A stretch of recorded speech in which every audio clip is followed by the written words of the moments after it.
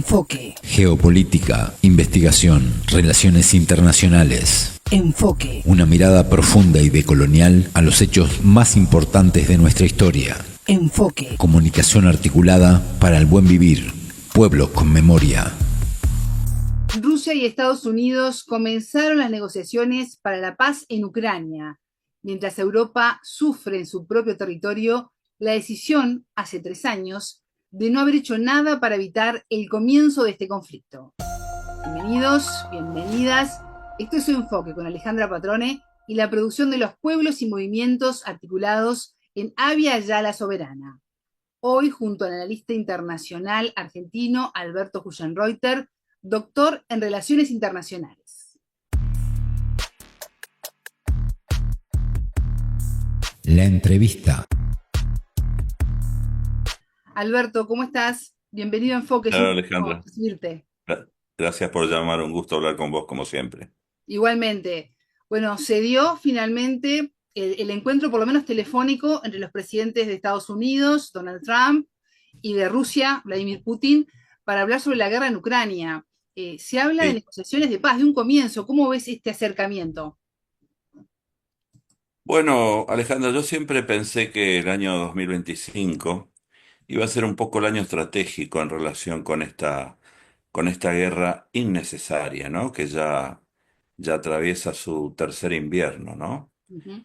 Con un número de bajas desconocidos, aunque se habla de no menos de 250.000 muertos, ¿no? Más la destrucción material, el descenso de la seguridad humanitaria a niveles realmente históricos, de manera que hay una fatiga aquí de la guerra, y esta fatiga yo creo que llega a los dos contendientes principales, que son Rusia y Ucrania, pero también a los otros que participan de manera indirecta en esta guerra, que son la Unión Europea y Estados Unidos, que aportan dinero y armas.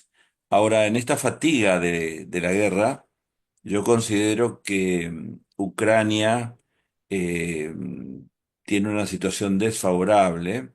Estas últimas horas vemos cómo trata de reclutar soldados, puesto que la edad del soldado ucraniano en el frente es alta. La infraestructura energética de Ucrania prácticamente ha sido destruida por los ataques de Rusia. El descenso demográfico que precede al inicio de esta confrontación es realmente asombroso en Ucrania. Y yo creo que Ucrania finalmente sabe que se le vienen tiempos en que se va a recortar la ayuda, principalmente de Estados Unidos, ¿no? Con un mandatario republicano, y subrayo esto de republicano, ¿no? Porque siempre hubo una idea en relación con que los demócratas tienden a cerrar conflictos y los republicanos a abrirlos.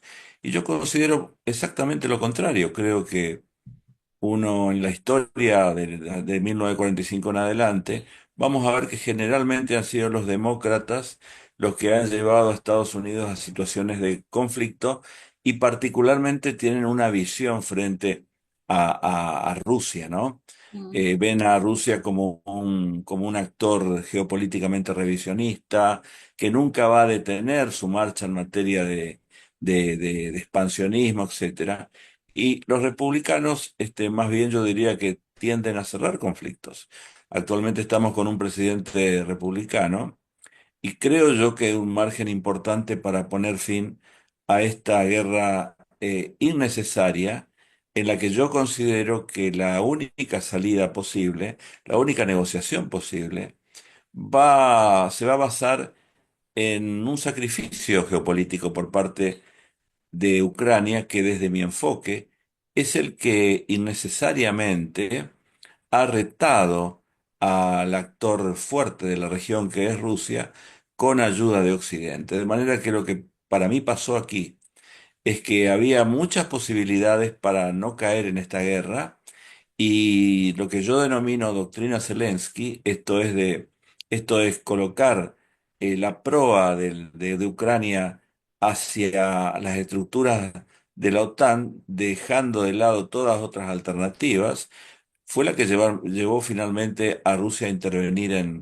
en Ucrania, puesto que protohistóricamente, y esto es importante que se comprenda, y va a pasar con cualquier actor preeminente, pero en el caso de Rusia, que a veces yo noto que siente cierta inseguridad como consecuencia de que la historia la ha llevado a enfrentar poderes que se acercaron a sus fronteras. En el siglo XX sufrió dos veces la invasión de la potencia terrestre de Alemania, y ahora, durante este último cuarto de siglo, diría yo, la aproximación de la OTAN. De manera que para mí han fracasado algunas experiencias de política internacional, por ejemplo.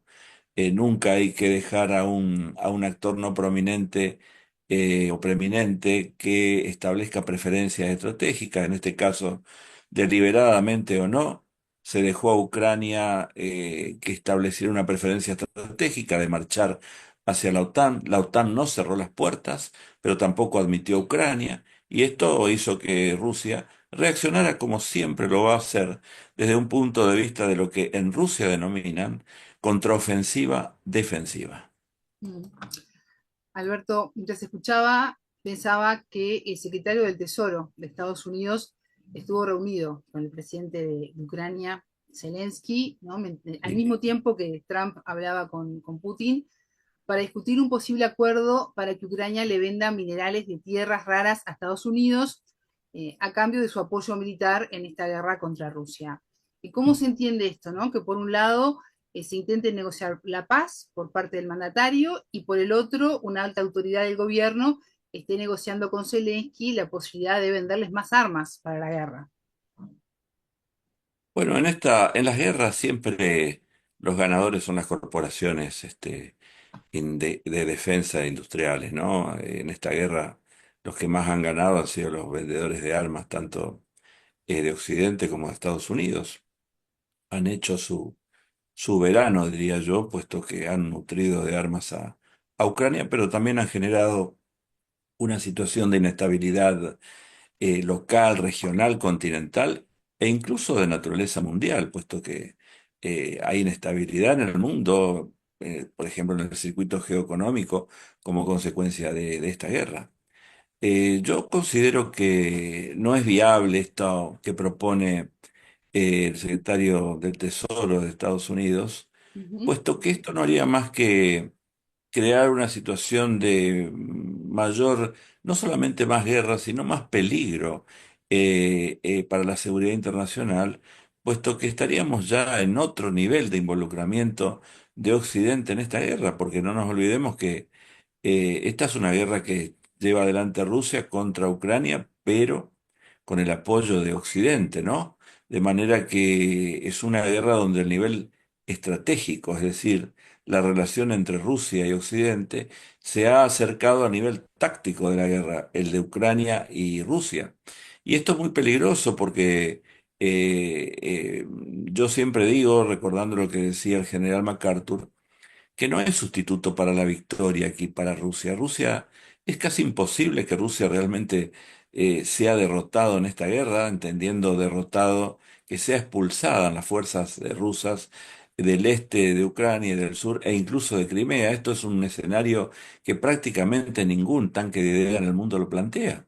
Lo que plantean, los escenarios que se plantean son una situación donde Rusia ha logrado ganancias de poder en el este y el sur de Ucrania, continúa avanzando, no es una guerra fija en este momento, y yo creo que Ucrania enfrenta problemas en los dos frentes, tanto en la región de Kursk, dentro del territorio de la Federación Rusa, como en el este y en el sur de Ucrania, de manera que continuar la guerra sobre la base de una transacción meramente económica y de recursos me parece que es continuar con una situación donde los contendientes ya están agotados, pero cuidado que hay determinados, yo diría situaciones peligrosas que podrían precipitar la guerra hacia escenarios que nadie absolutamente quiere, ¿no es cierto? De manera que yo por lo menos no veo viable la continuidad de la guerra. Creo que se ha llegado a un punto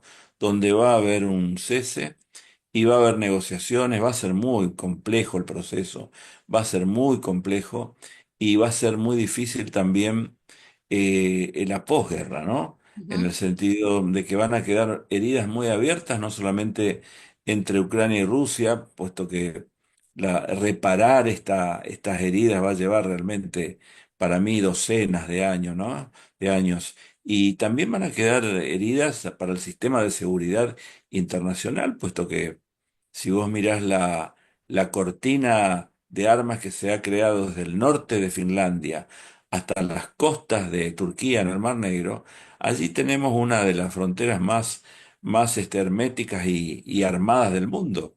Y esto va a ser muy difícil realmente restaurar, o sea, establecer reglas de confianza va a ser muy difícil, ¿no? Y por último diría que con la continuidad de la guerra, ya no termina de no siendo conveniente para nadie, puesto que afecta el funcionamiento de la economía mundial y los países están interesados en que la economía del mundo funcione bien, puesto que no hay orden mundial, pero el comercio internacional es un poco un sucedáneo del orden mundial. China, por ejemplo, no es un actor que está interesada en que la guerra continúe, puesto que la continuación de la guerra puede llevar a China a recibir más sanciones, ¿no? De manera que no veo viable la continuidad de la guerra porque podría ser más inconveniente geopolíticamente para Ucrania y peligroso, yo diría, para el nivel estratégico global. Ujú.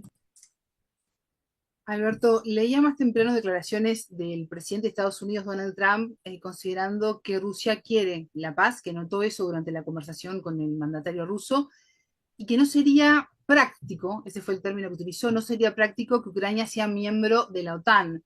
Vamos a recordar que este era uno de los principales objetivos de Zelensky. Sí. ¿Considerás que de alguna manera Estados Unidos le soltó la mano a Zelensky bajo este liderazgo republicano que tú mencionabas al principio de la entrevista? Yo diría que no sé si utilizarle soltó la mano, creo que hay una visión relativa con poner fin a esta guerra en Washington. Sí. Yo diría también que hay mensajes a Europa, ¿no? Porque desde mi punto de vista, Europa tiene un nivel de responsabilidad o irresponsabilidad bastante alta en esta guerra porque esta guerra ocurre en territorio de Europa. Y por lo tanto, Europa, que se precia de ser una potencia institucional, siempre digo que la experiencia no respalda a las potencias institucionales, las potencias son completas, cabales o no lo son. Pero Europa tiene un activo importante y es la diplomacia. Y sin embargo no ha hecho pesar la diplomacia antes del 24 de febrero de 2022 con una situación que tenía lugar en su territorio, ¿no es cierto? De manera que diría que Trump envía mensajes a Ucrania, pero también a Europa, ¿no? En el sentido de decir, piensen estratégicamente más per se, por sí mismos, porque Estados Unidos ya cumplió el rol de protector de Europa, ¿no? Y en materia de gastos, por ejemplo, hasta que Europa no aumente, todos los miembros de la OTAN no aumenten sus segmentos de PBI destinado a defensa, creo que va a haber presión por parte de Estados Unidos, ¿no? De manera que me parece que hay un compromiso con el orden, no diría la paz, porque la paz para mí es un concepto muy abstracto, pero sí es alcanzable el orden. Y lo que se ha roto, Alejandro, en Europa del Este en los últimos años es el concepto de seguridad indivisible, es decir, la seguridad indivisible es crucial para que haya estabilidad internacional. Significa que las partes importantes deben sentirse seguras, pero si una parte logra aumentos de ganancia en detrimento de la pérdida de seguridad de la otra, esto genera inseguridad en una de las partes y posible reacción, que fue lo que pasó, de manera que me parece que lo que le está faltando al mundo y lo que le está faltando particularmente a los poderes preeminentes como Rusia, Estados Unidos, China e India, es algún tipo de diálogo basado en la búsqueda de algún tipo de convivencia internacional, puesto que como como está hoy el mundo, con falta de orden internacional y con un multilateralismo prácticamente por el piso, yo diría que es un ambiente peligroso, ¿no? Los estudios de tanques de ideas no nos aseguran una estabilidad en los próximos años. Más allá de este conflicto, ¿va a intentar la OTAN seguir creciendo, seguir expandiéndose?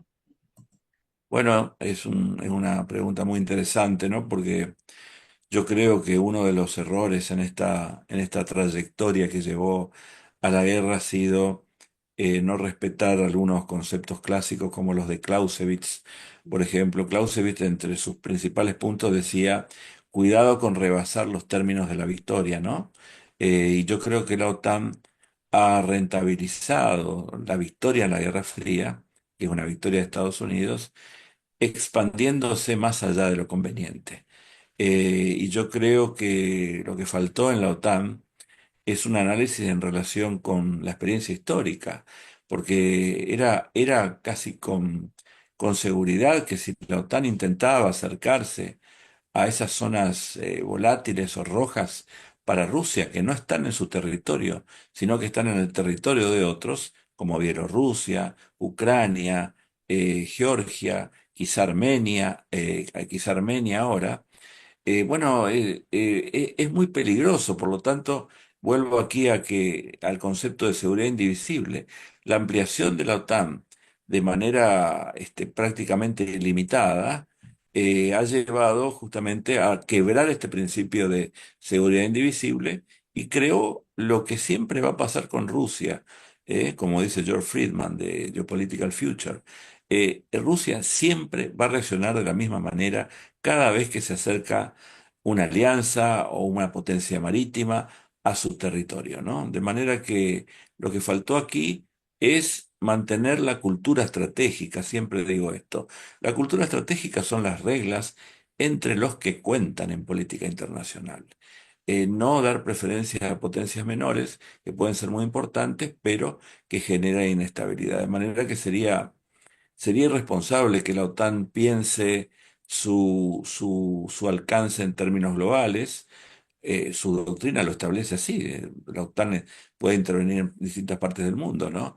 Pero sería muy inconveniente que persista en esta idea de acercarse a zonas de bajo vientre de potencias preeminentes como Rusia y no busque algún tipo de conferencia internacional de escala o algún tipo de orden para evitar justamente estos desarreglos estratégicos que llevan a confrontaciones como la que llevamos ya 3 años en Ucrania. Ujú. Alberto Putin invitó a Trump para que visite Moscú, mientras que el mandatario estadounidense dijo que posiblemente se encuentren ambos en Arabia Saudita. ¿Crees que esta posibilidad de un encuentro cara a cara puede acelerar el comienzo de las negociaciones de paz? Yo pienso que es auspicioso que conversen, ¿no? Como Ujú. decía Churchill, siempre es bueno hablar, hablar y hablar, a estar en guerra y en guerra y en guerra, ¿no es cierto? De manera que es auspicioso, y es auspicioso que lo hagan directamente Estados Unidos, y Rusia, que son, vuelvo a los países que cuentan. Estados Unidos y Rusia tienen que restaurar lo que tuvieron casi siempre, que es la cultura estratégica. Por eso doy importancia a la cultura estratégica.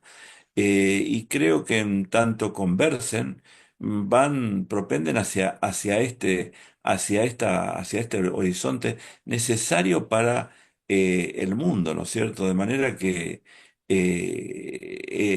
la conversación entre poderes preeminentes es importante y de alguna manera también creo que es un mensaje para Ucrania, que ya no hay posibilidad de continuar la guerra y que no puede Ucrania realmente hacerse ilusiones de que va a recibir más armas y más dinero, porque Ucrania pensaba que con el apoyo que tuvo en los últimos tiempos, particularmente el año pasado, con la ayuda financiera, con los F-16, etcétera, podía llevar adelante una nueva ofensiva en 2025 y no lo ha podido hacer. E incluso el plan que tuvo en agosto pasado, que consistió en intervenir dentro de la región rusa de Kursk, tenía básicamente eh, uno o dos propósitos. El primero era pensar que efectivos de rusos establecidos en el este y el sur de Ucrania iban a ser trasladados a Kursk para enfrentar esa invasión de Ucrania a la región de Kursk. Y esto no pasó. Rusia trajo efectivos de otras zonas de su territorio. Y también creo que esa intervención de Ucrania se hizo un poco para contar con alguna carta de negociación en un futuro, es decir, una especie de quid pro quo, territorio por territorio, pero yo no sé si Rusia realmente va a aceptar. Me parece muy difícil que Alejandra, que Rusia acepte ¿Sí? dos cosas. En primer lugar, retirarse de Ucrania. Creo que este es el precio que Ucrania va a terminar pagando por haber retado geopolíticamente a Rusia. Y en segundo lugar, tampoco creo que Rusia vaya a aceptar que continúe habiendo tropas ucranianas en la región rusa de Kursk. Esto pone un problema también para la misma negociación, ¿no? De manera que yo siempre lo digo, va a ser muy difícil que Ucrania se quede con la geopolítica y la geografía. Es decir, que se quede con la geopolítica signifique que Rusia salga de Ucrania. Esto no va a pasar. Rusia es un actor geopolíticamente activo, su concepción territorial es protohistórica, y quedarse con la geografía significaría que marche hacia la estructura de la OTAN. Esto también está por verse y es un interrogante de por qué la OTAN no dijo antes lo que está diciendo ahora, porque ahora la OTAN está diciendo que difícilmente Ucrania forme parte de la OTAN. ¿Por qué no se dijo esto antes del 24 de febrero de 2022? Y quizás se hubieran ahorrado la guerra, puesto que si la OTAN hubiera dicho vamos a establecer una moratoria estratégica en cuanto a que no habrá ampliación por 12 o 15 años, bueno, ahí Putin iba a recibir positivamente una de sus demandas.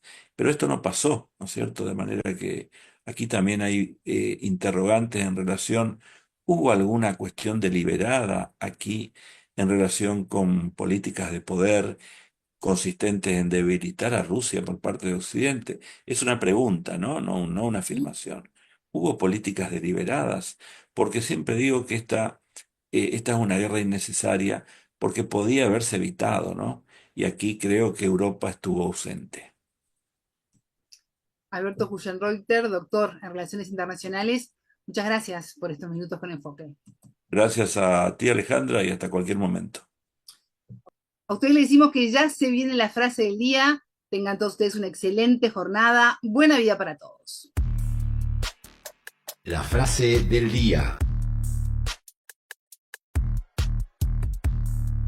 Y creo yo que hay un margen importante para poner fin a esta guerra innecesaria, en la que yo considero que la única salida posible, la única negociación posible, se va a basar en un sacrificio geopolítico por parte de Ucrania, que desde mi enfoque es el que innecesariamente ha retado al actor fuerte de la región, que es Rusia, con ayuda de Occidente. De manera que lo que para mí pasó aquí es que había muchas posibilidades para no caer en esta guerra, y lo que yo denomino doctrina Zelensky, esto es colocar la proa de Ucrania hacia las estructuras de la OTAN, dejando de lado todas otras alternativas, fue la que llevó finalmente a Rusia a intervenir en Ucrania. Enfoque. Con Alejandra Patrone y la producción de los pueblos y comunidades articulados en Abya Yala Soberana para www.radiovictoriagt.com. Transmiten Radio Dignidad de Honduras, Codecá Guatemala, Abya Yala Soberana, Minca Comunicaciones de Argentina, Rondas Campesinas de Perú y Radio Victoria de Guatemala.